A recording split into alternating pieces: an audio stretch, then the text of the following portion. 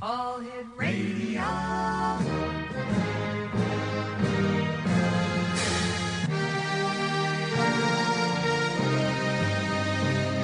Welcome to the X Zone, a place where fact is fiction and fiction is reality. Now, here's your host, Rob McConnell.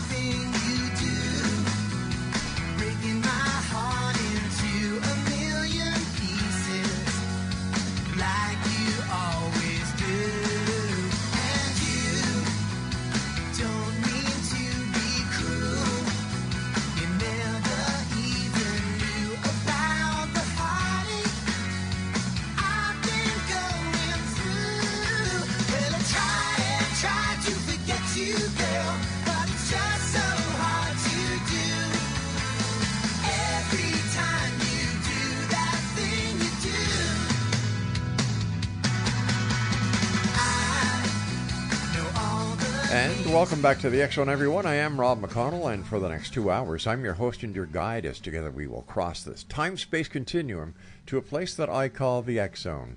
It's a place where people dare to believe and dare to be heard. It's a place where fact is fiction and fiction is reality, and the X Zone comes to you Monday through Friday from 10 p.m. Eastern until midnight, right here on the X Zone Broadcast Network, Talkstar Radio Network, Mutual Broadcast Network, and throughout the province of Ontario on your hometown radio, Classic 1220, based right here in St. Catharines, Ontario.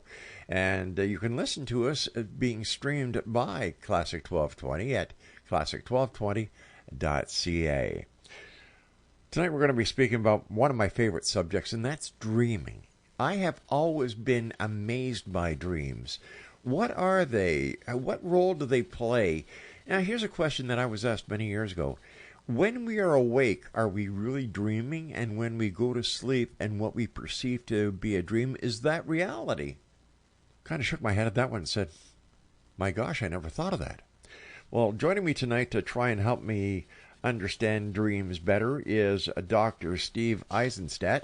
And first of all, Steve, welcome back to the X Zone. Great having you with us. Oh, it's great to be back with you. Yes, thank you. Steve, how did you get involved in dreams? Oh my! It started early on when I was a child, and something was happening that was fascinating. And just like in the world of today, you know, people really don't have a full understanding. And now that I've worked with so many parents with their children, you know, what people are aware of is that when a child wakes up and it's a frightening dream or a scary dream, you know, the parent will come in quickly and say, hey, it's only a dream. It's only a dream. And, you know, of course, that dismisses. And I don't blame parents because we care about our kids. Sure. And, you know, we're worried that something difficult's going on. So if I just turn on the light or bring a glass of milk or water, you know, it'll go away. But I was fascinated and I got curious and time went on. And I think actually there's nothing in school then, hardly anything in school today, that really talked about dream or supported people in hearing dreams, particularly kids. Right. And I want to talk about a little bit later in our conversation. Dreams are the way into that liminal zone, right? That place between the two qualities of consciousness that you open your show with. They really do open that portal into that quality of being and that intelligence.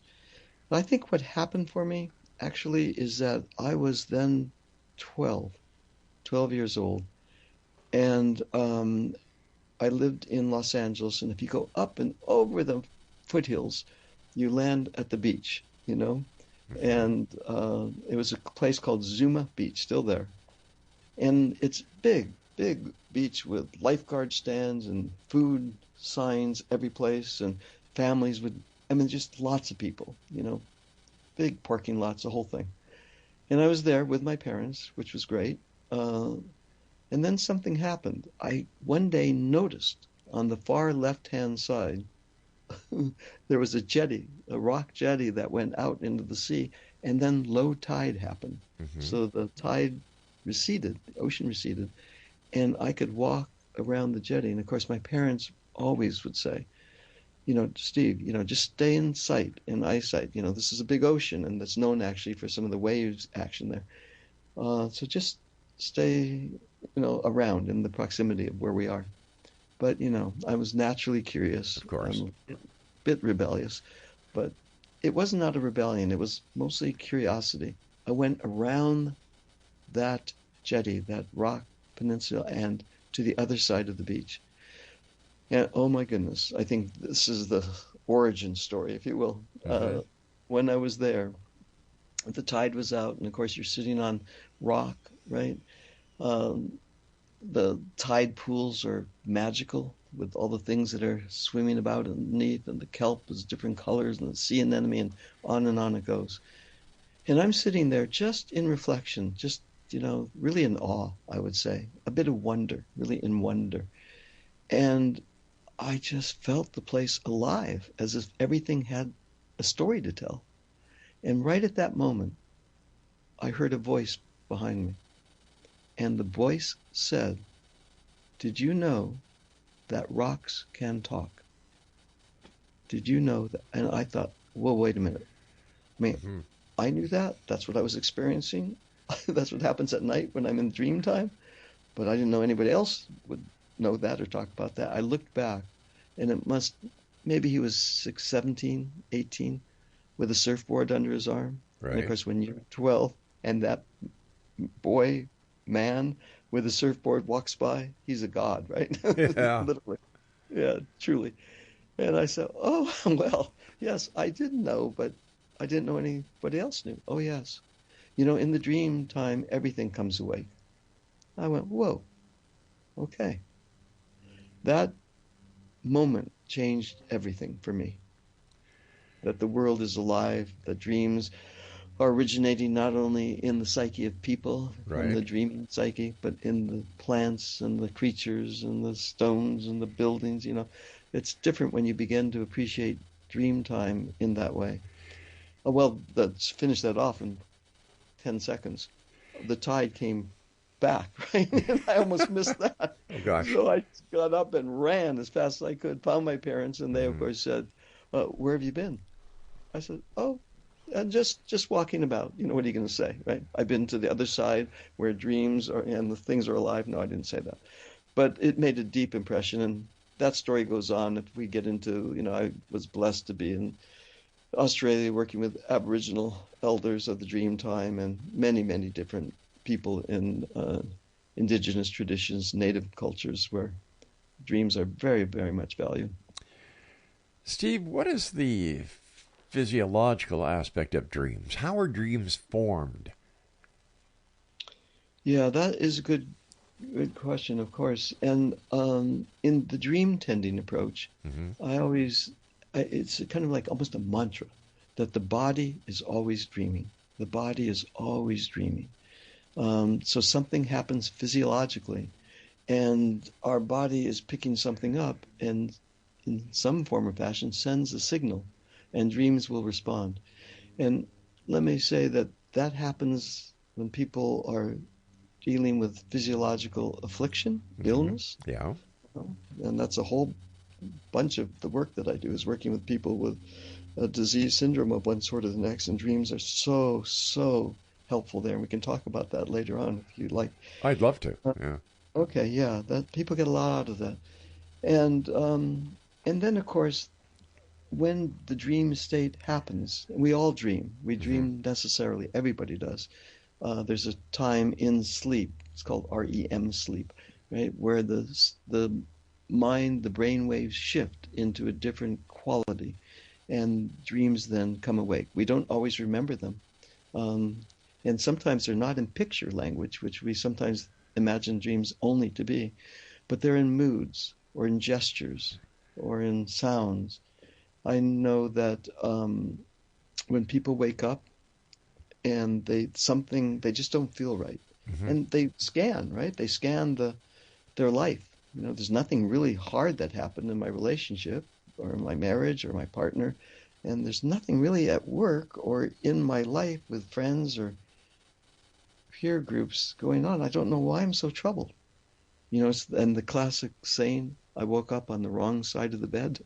So sometimes what's happening, it's not about the external. It's about what's being stirred internally. Mm-hmm.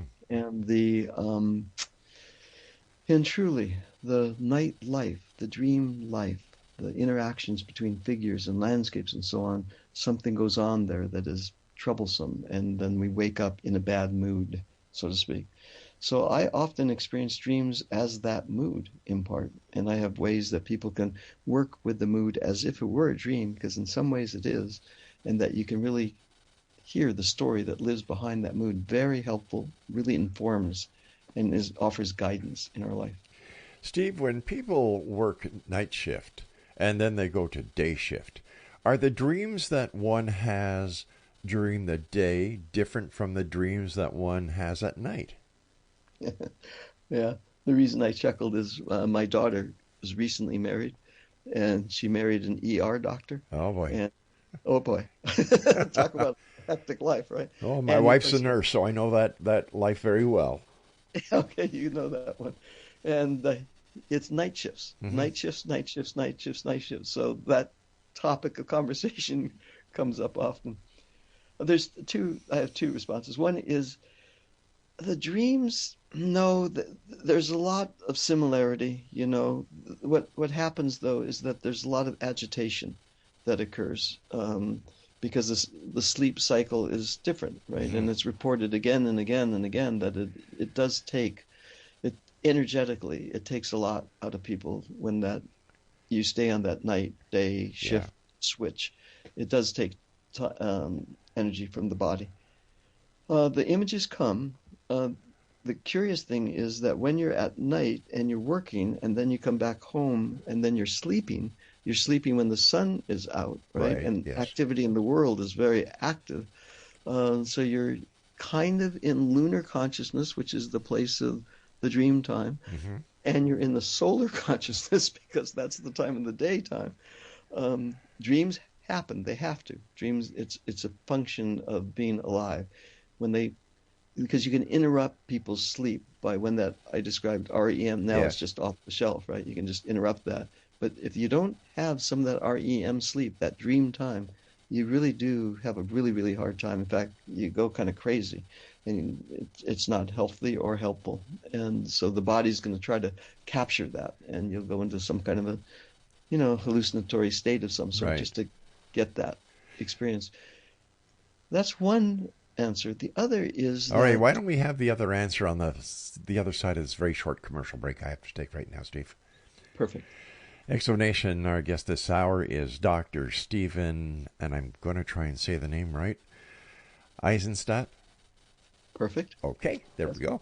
And we're talking about dream tending this hour. His website is dreamtending.com. That's www.dreamtending.com. And he's the author of The Imagination Matrix, How to Access the Greatest Power You Have for Creativity, Connection, and Purpose. And it came out in October just this year, so congratulations, Steve. And Thank Steve you. and I will be back on the other side of this break as the X Zone continues, right here from our broadcast center in St. Catharines, our networks, and of course, your hometown radio, Classic 1220, and streaming us at classic1220.ca. We'll both be back on the other side of this very short break, so whatever you do, don't go away. When I wake up early in the morning, lift my head, I'm still yawning. When I'm in the middle of a dream, stay in bed, float upstream, please don't wake me, no, don't shake me, leave me where I am, I'm only sleeping. And welcome back, everyone. We're talking about dreaming this hour here in the X Zone. My guest is Dr. Stephen Aizenstat, and his website is www.dreamtending.com. And if you'd like to get a copy of Dr. Eisenstat's book, it's entitled The Imagination Matrix, How to Access the Greatest Power You Have for Creativity, Connection, and Purpose, just go to Amazon or any other any other online store. I like Amazon. They're really good. They're really quick. And usually you get what you want. All right, Steve, we were talking about dreams, and I asked you about, do the dreams change or alter when you go from a night shift to a day shift and a day shift to a night shift? Now, you gave us one explanation, and you said, now, on the other hand... On the other hand, right, the people will say often, I don't remember dreams. I don't remember my dreams. And there are specific skills that I offer that really help virtually everybody remember dreams. But there's not necessarily a distinction between daydreams and night dreams. And what do I mean by that? I mean that in the daytime, we often experience ourselves in a different quality of experience or consciousness, right? It's dream-like. In other words, we're very familiar with, our routines. We're very familiar with the expected, what we anticipate. But on occasion, all of us, right, we have that experience that's out of the ordinary. Yep. That one. And that is a dream-like experience. And the way that I work with that experience is very similar to how I work with a dream of the night, a nighttime dream. Because we differentiate between the two. And many cultures, particularly indigenous cultures or native cultures, do not necessarily differentiate between daytime, nighttime dreaming, right? So the skills that we will talk about and what I share in the other book that I've written is called Dream Tending. Dream Tending really goes through all the particular skills and many of the things that we're going to be talking about tonight. So that's another good resource to use, all on the website that you named. So that is the other hand, that sometimes dreaming is as much a part of our daytime experience as it is of our nighttime experience when we remember. So when it comes to people who are daydreamers, can we call them waking dreams? Yes, and one of my wonderful colleagues, lifelong friend, once upon a time wrote a book called Waking Dreams, actually, and that was the title. Her name is Mary Watkins. Yeah, they're waking dreams. And it's really extraordinary, I think, wonderful to experience, to really bring consciousness to those kinds of experiences and work with waking life situations as if they were, and as if they are, a dream. It opens curiosity, it opens imagination, it opens our sense of innovation, and without all of that, it really enhances quality of life, right? Because to the extent that we live in imagination and dream, really live in that place, is the extent that we really limit our anxiety and our isolation. And something else happens, right? We come awake to a different quality of life. So if we're looking at dreams as a part of consciousness that we just haven't learned enough about, or even look at a dream as part of consciousness, if it is part of consciousness, can we then communicate with other people who are also in the dream state? The answer is yes. And there is not a time that goes by, because I offer workshops in many places worldwide. But I always will get this question. It's like this, particularly between people that know each other, right? Have a sense of being present with one another in a partnership or in a marriage or in a peer relationship or a colleague. And they'll say, I'm in Los Angeles. And the curious thing happened, because a dream happened last night. And the person, they make the call because their partner is in New York, let's say, or in Ontario. And they say, hey, a funny thing happened last night. I had this really strange dream. It was so peculiar. I just got to share this with you. And the person says, that's really amazing, because I had a very, very similar dream. And it's like this kind of awe that happens. Yeah, we can communicate through that liminal space in the dream time. And think about that in the family, right? With children. people are communicating all the time. You cannot not communicate, and particularly in that quality of consciousness, there's a lot of conversation going on. So to bring that forward in a safe way, I don't want to romanticize or idealize this. I mean, some dreams are challenging, right? Certainly. Nightmarish, difficult. Yeah, we can talk about that as well. But what is true is that there's a lot happening between people, at that dimension of experience. Since the advent of the Bluetooth, microwaves, and of course cell phones, has there been a study done to see if there's any effect that these electronic gimmicks affect our sleep patterns? And if they affect our sleep patterns, would they affect our dream patterns? Yes and yes. They do affect our sleep patterns, for sure. And if we're on screen, particularly whatever it is, before we go to sleep, when just before eyes close and something else happens in that liminal space, it'll really disturb our experience of sleep. It'll prolong it. We'll get more and more agitated. And one of the very practical things to do if sleep is sometimes difficult for many people is to just not be on screen of any kind or on any device. Right. At least 20 minutes to 35 minutes, 40 minutes before head touches pillow, whatever that may be like. For sure that.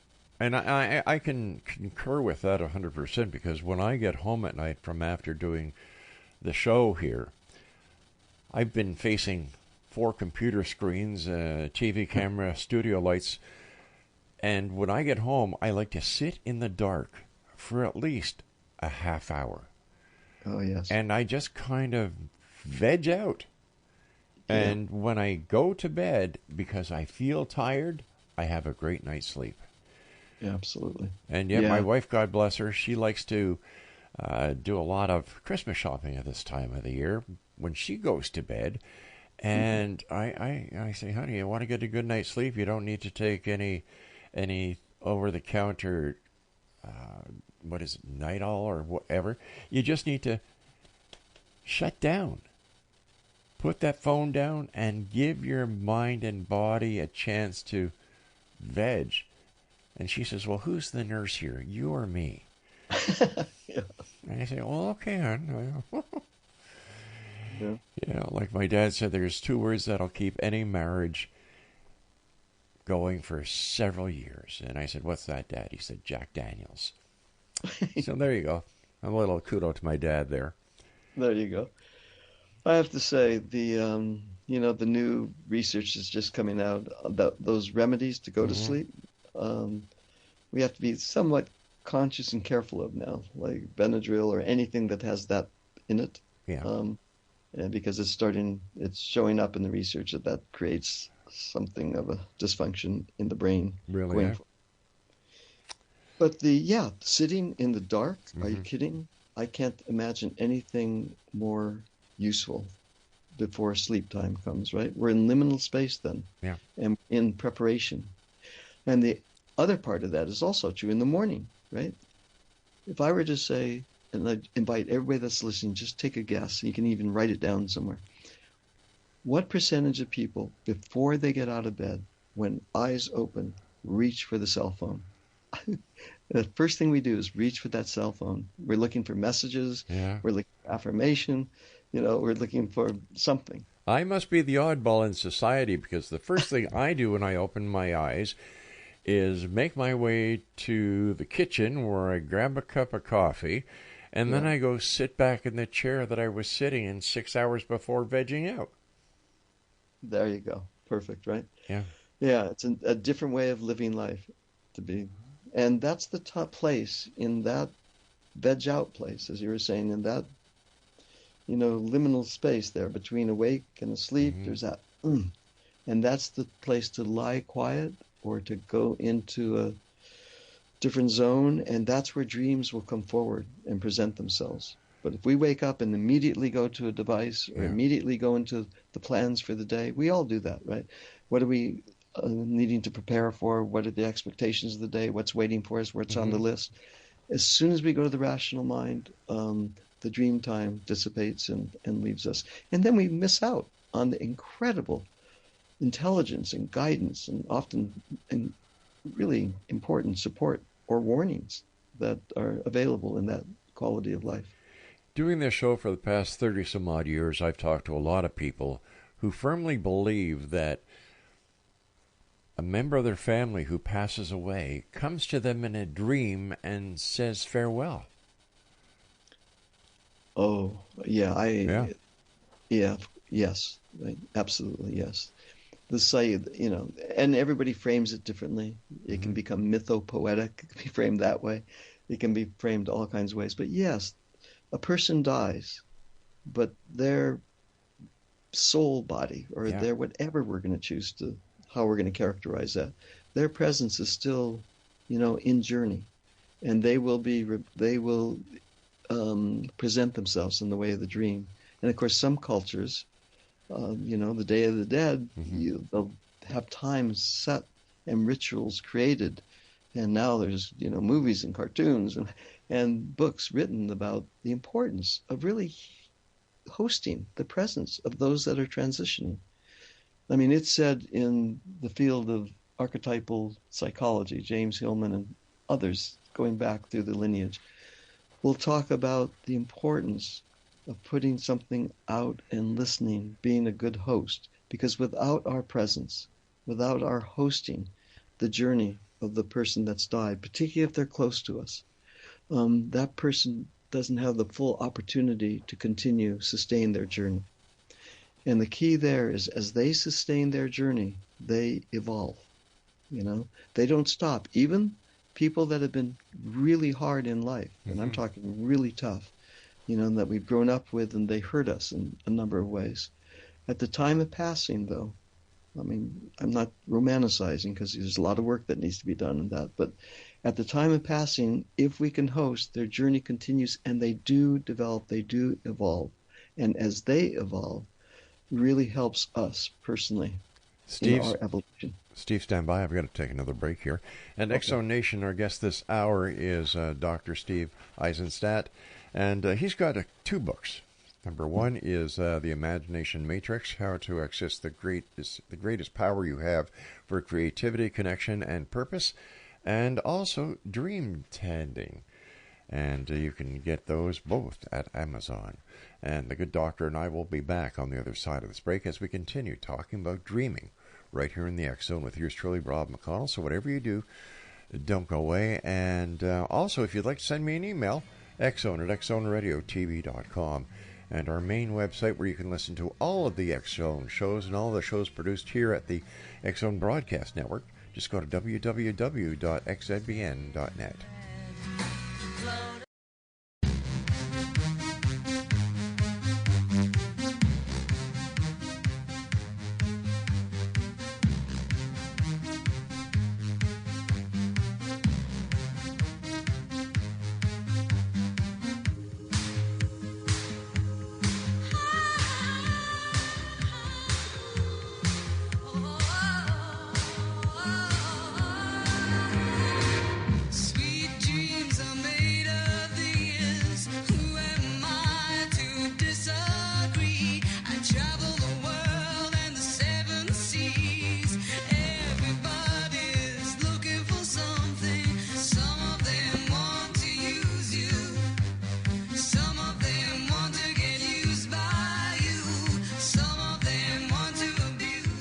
Welcome back. We're talking about dreams this hour here in the X Zone, and our guest is the author of two books, The Imagination Matrix, and also Dream Tending. And Steve, what is dream tending? Dream tending is a different approach. It's an approach that really has evolved through my life, through the many now decades that I've been working with dreams, teaching others how to work with dream, and it's about the word tending, really. Instead of analyzing and interpreting only, we tend to a dream. We listen to the dream as if it were a living presence. Right? We don't so quickly go to an interpretive perspective or orientation. and we don't necessarily analyze. We don't go to the dream dictionary. We don't go to AI. We don't, we really listen to dream as if it had a life of its own, an autonomy, so to speak. And I'll give you a particular way of doing that for those that are curious. And this is a great beginning place. First is opening curiosity, always to open curiosity, no matter how we journey. To journey is to keep curiosity alive. But think of what happens when we approach a dream. I'd say 9.5 out of 10 people that I work with, the first thing we want to know is, what does this dream mean? What does it mean? And in dream tending, we shift that question. Listen now, it's a paradigm shift. Who's visiting now? From what does this mean, which is, of course, natural. That's how we've been trained. What does this mean? Rational mind, deductive reasoning, interpretation, analysis. Is that useful? Of course it is. It is useful. In addition, though, who's visiting now? In other words, there are figures that are here now, and landscapes and creatures. Who's visiting now? Notice how that awakens curiosity from the get-go and brings those people and those creatures, those landscapes, into the room along with us. The story is present. The next question, why is this happening? Of course, that's our mind at work. Why is it happening? We're so interested in knowing the answer. In dream tending, in addition to that, we go to what is happening here. Who's visiting now? What is happening here? Notice what's going on. Our curiosity is piqued, and we experience the dreamscape. We're like naturalists, really, naturalists of the psyche, walking about, noticing the detail and what's present. And then the third and last question, what does this dream do for me? Of course, it's me-centered, person-centered. In the dream tending approach, in addition to it being person-oriented, there's something else. And that's this question, what is the dream's desire? The dream's desire. Oh, yeah. The pull of the future, right? Yeah. What is the dream's desire? The calling. And that's where we get the hints of our authenticity, our sense of calling. Also, that's where we hear the others, whether they're of this community, this country, this planet, or otherwise. That's where we'll hear the visitations of the others. So when we look at dreams that way, the possibilities are endless. Reality goes out the window, so to speak, because you're able to do whatever you want to do in a way that you can't in what we call reality, but in the dreamscape, you can. You hear, see, and use all your senses in a totally different way. Oh, you're so right. Yeah, in the book Dream Tending, there's a whole section on that, because we're working with dream and we are using our senses. It's taste, touch, sight, and that's how we can deepen the relationship with these embodied images, these figures. Yes. You know, I dream a lot. I love dreaming. I look forward to going to bed and dreaming. And I can dream within a dream, within a dream, within a dream, a multi-layered dream. And it took me a while to understand whether I was dreaming or not. And then I came across this little trick. If I'm at a place where there's anything, a sign, a menu, a newspaper, if I look at those and I can't distinguish what it's saying, I know I'm having a dream. And then I really go to town. Yeah. And it's wonderful. And a lot of the solutions to problems that I have during the daytime, they come to me at night. And, you know, like people will say, well, let me sleep on it. It works. It really does work. Yeah. Let me sleep on that. Isn't that something? I mean, when you think about it, particularly in the approach of dream tending, right? You tend to the dream rather than interpret it, nail it down, analyze. When you're in that place, you're aware that there are a lot of figures in the dream, right? Not just the one that looks like me. And 90% of times people see the person that looks like me in the dream. But if I'm not the main character and the others are, the question is, who is dreaming the dream? If it's not me, who is dreaming the dream? And I think it is. The other figures really are playing a role now. We're in a different quality of consciousness. Yeah.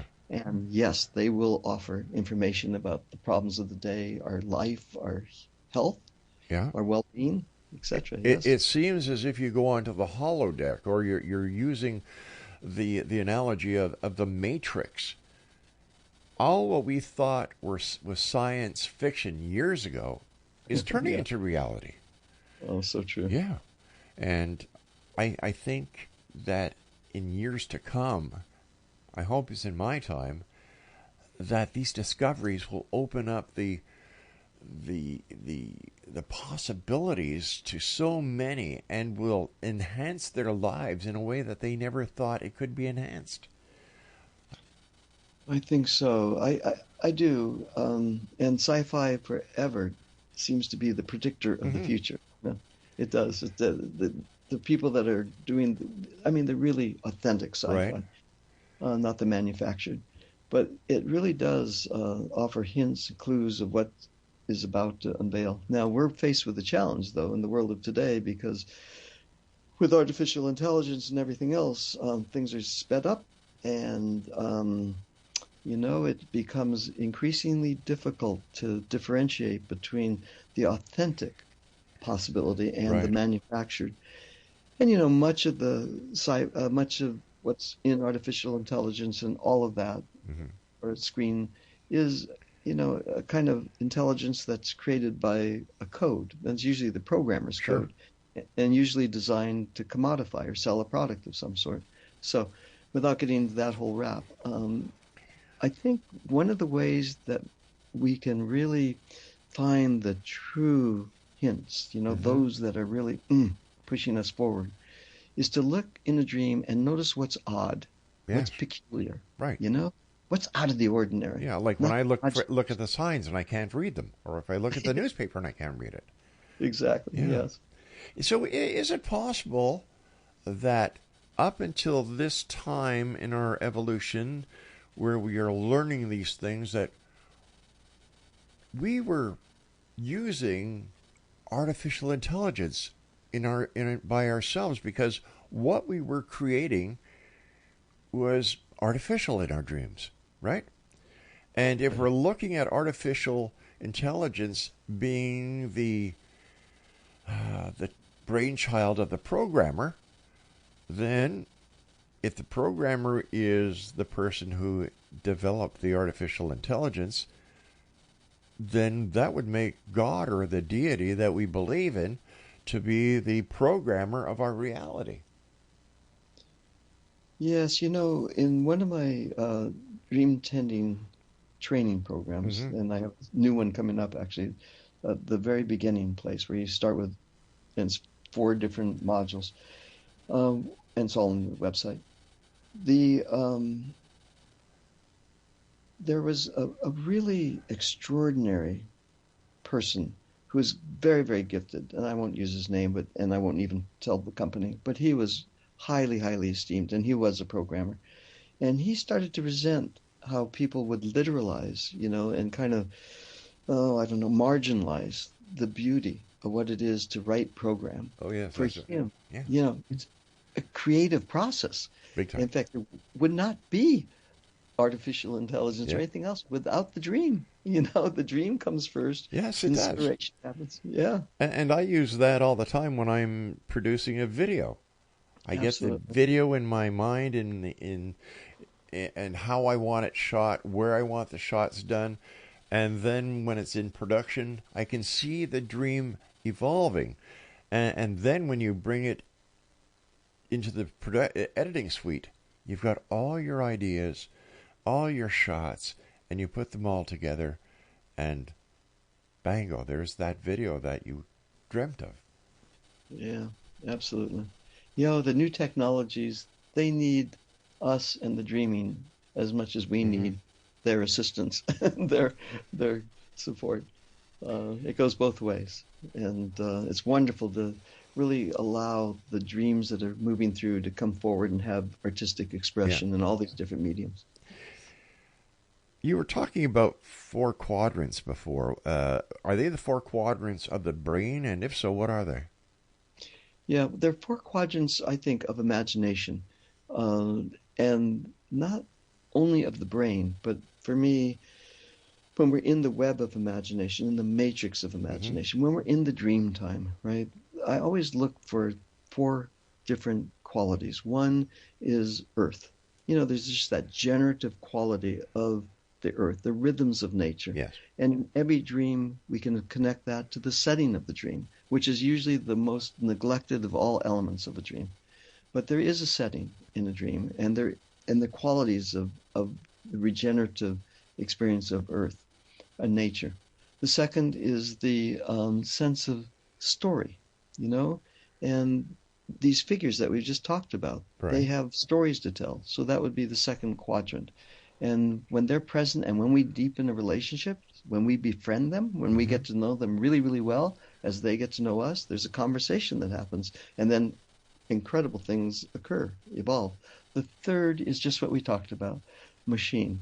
It's the body is a machine, its functionality, its fluidity, the new technologies are machines, and not to leave that out or to marginalize, to appreciate there is value in the mobility and the facilitation that the machine offers. And the fourth is the universe or the cosmos, that there's something of the mystery there, something of the wonder and magic that overarching context offers to us. Now, when those 4 quadrants intersect with one another, and they do in the dream time, and they do in imagination, the points of intersection are those places where one meets the other. Portals open. Stand by, Steve. We've got to take our final break, and let's get back to those portals because this is very interesting. Okay, we'll do that. Good.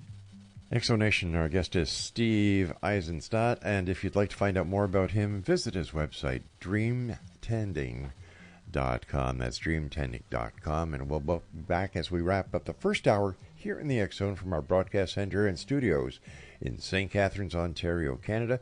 And you're listening to us around the world on classic1220.ca.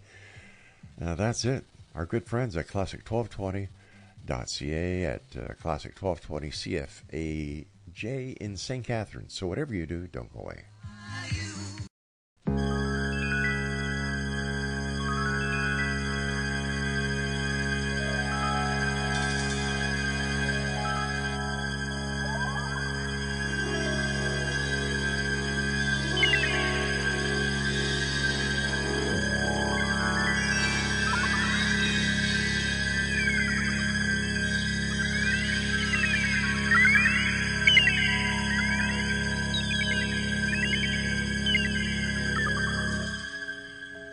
Just close my eyes again. Climbed aboard the Dreamweaver train. Trying to take away my worries of today and leave tomorrow behind.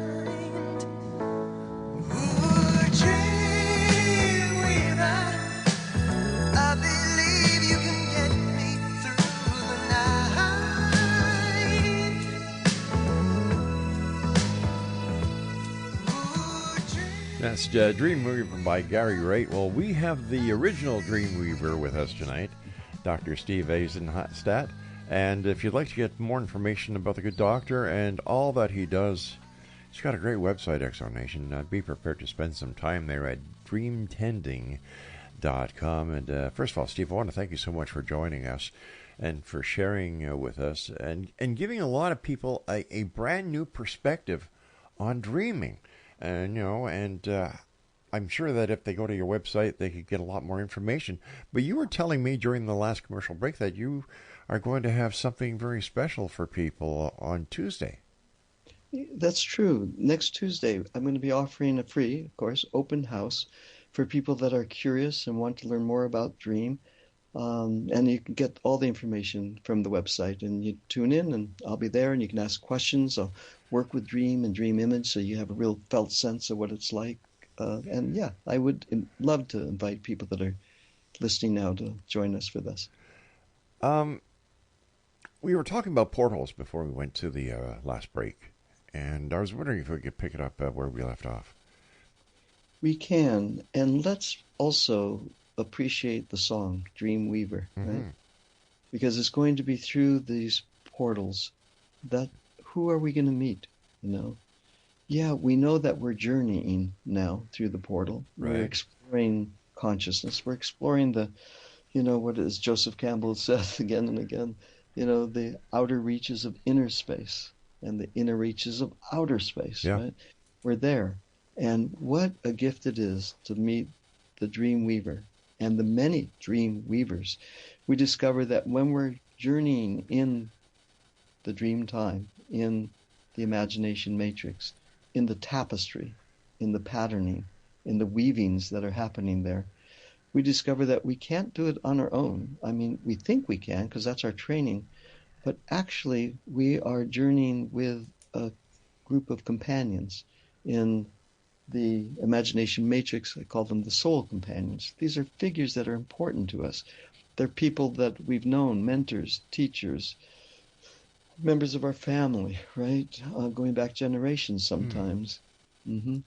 And they're also the ones that are scary, you know, the nightmarish, the horrific. It's hard to journey with those figures unless we learn the ways of transmuting, unless we learn the ways of discovering how that in the awake world, they can be very frightening, and they are. They really, truly are. And there are ways to deepen a relationship with a number of them, not all, but a number of them. And they then become incredible allies as we're journeying in the tapestry of the imagination. And it's an art, it's a craft. It's like any journey, you know, there's preparation that's required. There's meeting the figures that are important to us to journey along with. Right. And the one point that I want to make is it's not, when I do this each morning, I'm not the one journeying alone. That's just an ego, person-centered place. I'm one of the many. I'm part of the we that is taking the journey. And they're the ones that will greet and meet the others that are available in this vast realm of psyche and this quality of consciousness that we're describing. So portal, yes, it all starts in discovering the place of the portal, the entrance, the way in. And we all know the story. So in reality, you are a dream weaver who gives people who want to learn about dream tending the GPS to their dreams. Yeah, that's a beautiful way of framing that. Yeah, I do really, I get joy in sharing what I've gathered through the years, you know, from great mentors and teachers and through people that are, you know, from all parts of the world. It's been a privilege for me to be in service of that and to really offer that back. Is there a connection between a near-death experience and dreams? Could we say that a near-death experience is the final dream that we have in this so-called reality, that we tend to go to the light, which could be the ultimate dream that we all have? You know, if you, as we follow what I'm sharing, my direct experience, because I do a lot of work with hospice, you know, people that are dying. And I talked about working with physical affliction and dream. And of course, people come right up into mortality more often than not. In the world of today, in the collective dream, war and death is bigger and bolder than a lot of other times in history. It goes in cycles, of course. So death is a presence, right? And the way I approach that is we want to get to know death as a figure, you know. Who's visiting now? Death visiting now. Of course, at first it's scary and frightening. Of course, it's a biological imperative to try to stay alive, right? But when we're with our support companions, and then we have the opportunity to get to know death, death becomes an incredible ally. I mean, just think of Darth Vader in Star Wars. We all know that one, right? And at first he's the most horrific of all. And but with Yoda support, right? With Obi-Wan support, then we get to know this one. And we have to have that conversation. That's not always easy, as it was for Luke. It wasn't easy. And all cultures have this story, one story like this or another. But getting to know this one can be a tremendous ally, and then we are continuing a journey into life's other side. And I think that's what you're mentioning, that there is a different illuminated quality on the other side. I call it an illuminated consciousness when we're journeying with our companions, and particularly with this one.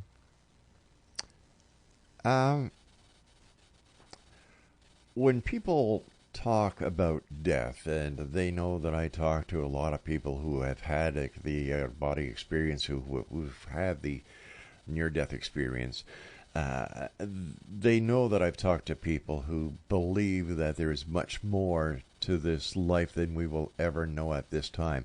They say, well, how do you explain death, Rob? Well, it's very simple. Just take the little caterpillar, okay? He's us right now. And as he gets ready to go to the other side, shall we say, he builds a little cocoon. Let's call that his coffin. And a beautiful metamorphosis takes place within that coffin. And when he comes out, he's a beautiful butterfly. And I believe that this is what happens to us. That when we leave this meat suit, on the other side, when we come out, there is a whole new wonderful experience waiting for us. And I really do believe, Steve, that the dreams that we have today are giving us glimpses into what lies ahead of us. Oh, yes. That's that last question. What is the dream's desire? Yeah. The pull? Where are the hints, the call of the future, forever inviting us in and inviting who we truly are? You know, it's different than the programmed person. Right. Yes, I do believe that there is a process of incubation that happens in the dream time that allows us to evolve into the next quality of experience and consciousness. Yeah. That's a beautiful metaphor that you're using. We've got about 4 minutes left. I'm sorry, three, Craig? Okay. What would you like to share with the X-Zone Nation tonight that to you, I'm going to call you the Dreamweaver from now on, Steve, whether you like it or not. Okay. That you, the Dreamweaver, would like to share with the listening audience? Okay. I do have something that just came forward. I was in, where was I? Portland, Oregon, and they were celebrating the 50th anniversary of their particular community. They asked me to be a keynote speaker, and it was right after the election that happened in the United States. And there were, obviously mixed feelings and bewilderment and all kinds of things, regardless of what side of the political spectrum you're on. But there was a lot of shock and everything that I was going to say and all those notes and the whole thing, I just put them by the side. That wasn't what was asked for. Something else was being asked. And I spent the evening, and then I was also to offer a day-long workshop working with dream and imagination. And here's what I'd like to share with you. It's my direct experience. If there was a time for us to be in community, an inner community as well as outer community, now is the time. I mean, again, the world is in a place of movement and flux and transition. And for each of us personally, perhaps the communities that we were familiar with are starting to fade. Perhaps another paradigm is presenting itself, for good, bad, or otherwise. What's important now, though, is for each of us, I think, to really first live in the dream time, assemble the figures, the companions, notice who's visiting now, bring our attention to a kind of praxis, whether it be a morning praxis or whatever it is. We each have our own way of doing this. Going in your place, Rob, into the dark, that place, just assembling, taking the time to do that. It takes courage, it does. But to be there, the rewards are wonderful and it's self-perpetuating. Then find communities of praxis that are external, so that we bring what's going on inside to people on the outside that are somewhat like-minded, sympathetic. And let's take the time and pause here and do this before going into the streets or before being reactive or rebellious. Let's go inside first and listen to what you were sharing, that call of the future. I want to thank you ever so much for coming on the show, and I truly look forward to the next time that you join us here, Steve. You've got the open house this coming Tuesday, and they can find all the information about that on your website, and it's dreamtending.com, right? Dreamtending.com, yeah, and you can find all kinds of information there and everything I talked about, and also an invitation to the open house, yes. Steve, take care of yourself. Thank you for your time, and don't be a stranger. And as I said, from now on, you are the Dreamweaver. Thank you so much, Rob. Have a nice evening, my friend. Take care of yourself, and thanks for coming again. Exonation, once again, if you'd like to get more information about our guest this hour, visit his website, dreamtending.com. I'll be back on the other side of this commercial break as we commence hour number 2 of tonight's show, The X Zone, because we're a place where people dare to believe and dare to be heard, Monday through Friday from 10 p.m. Eastern until midnight, right here on the X Zone Broadcast Network, Talkstar Radio Network, Mutual Broadcast Network, and our very good friends at your hometown radio, Classic 1220, who stream us on classic1220.ca. Don't go away, we'll be back.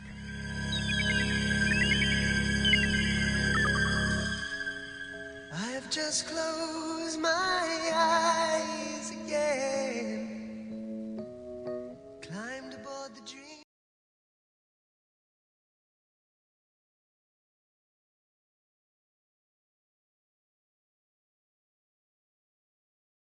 We've a train, trying to take away my worries.